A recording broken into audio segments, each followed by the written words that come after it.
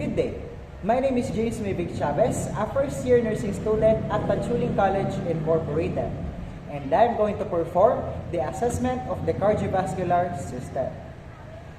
Now, suppose that I have performed hand hygiene and put it on some PPE and identified the patient. Next, I will provide privacy by closing the curtains or by closing the door of the patient's examination room. And I will also explain the procedure to the patient and explain the purpose of the cardiovascular examination. I will also entertain any questions that my patient may have regarding on the assessment. Next, I will help the patient undress if needed and provide a patient gown. And I will assist the patient to a supine position with head elevated 30 to 45 degrees and exposing the anterior chest of the patient.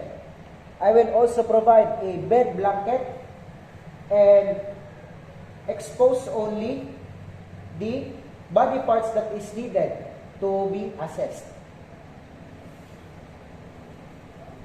Next, I will inspect the neck for the jugular vein detention or distension and observe for pulsation. Next, I will inspect and palpate the left and the right carotid arteries, and I will palpate one carotid artery at a time. Next, I will auscultate the carotid arteries using a stethoscope and use the bell of the stethoscope to auscultate.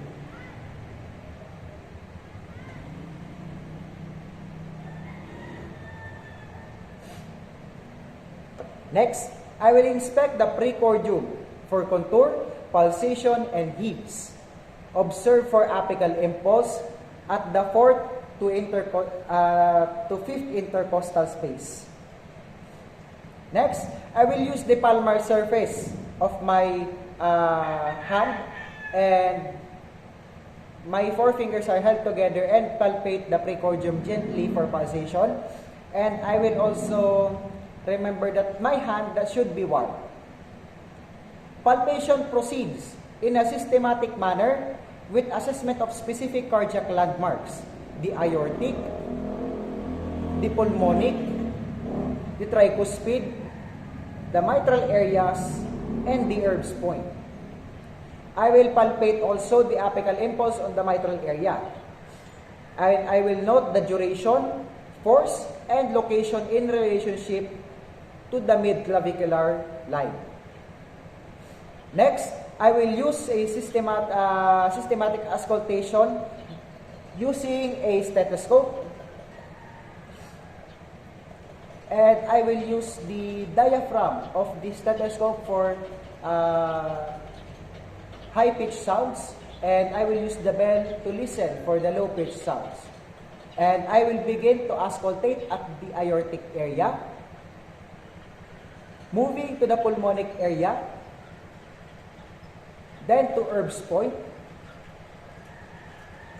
then the tricuspid area, and finally to the mitral area. In the duration of the auscultation, I will ask the patient to breathe normally.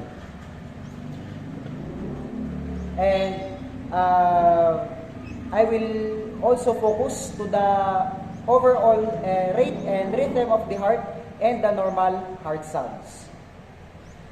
Now that I have finished the auscultation, the inspection, the palpation of the different cardiac landmarks, I am going to assist the patient now in replacing the gown and remove any PPE.